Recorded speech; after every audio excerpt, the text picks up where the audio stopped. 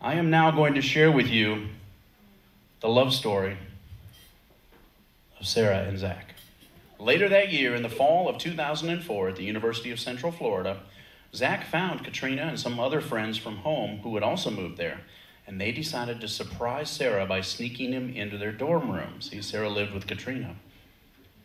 Now, I know many of you will have trouble believing this, but Zach confided in me that he was a major nerd back then. Zach, back then? Now, Sarah can still remember her heart fluttering as she walked into her dorm room to see a completely handsome stranger sitting on her roommate's bed. It was Zach, by the way. Don't want any confusion here. It was August 26th of 2004. Zach and Sarah were finally meeting. Sarah says, "I was formally introduced to Zach. Little did I know that I was meeting my soulmate and better half." Now, Sarah had another story that she remembered. It was during their junior year of college. During high school, Sarah never attended prom. Zach knew this, and one night, just as Sarah was finishing putting on makeup, she heard a knock at the door. And as she slowly opened it, Zach held out a single rose and said, "Will you go to prom with me?" Her heart completely melted in that one moment, and she began to tear up with joy.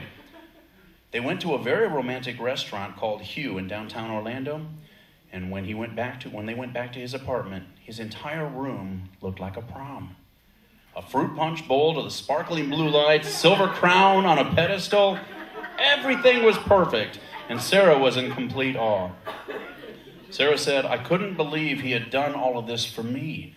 I knew then that this was the man I was going to spend the rest of my life with, the man who created the perfect prom for me." And as a side note, gentlemen, Zach's new book, 101 Romantic Ideas to Get the Girl of Your Dreams, will be on sale in the lobby as soon as we get done here tonight. On July 28th, 2009, Zach made reservations at a gourmet Italian restaurant on the boat. He also talked with the staff of the restaurant to make sure the table was in a particularly secluded area overlooking the beautiful water. And in between dinner and dessert, Zach proposed. Sarah told me what Zach said leading up to the proposal, but Zach told me he wanted those words to be a moment that only they share, and I will honor that.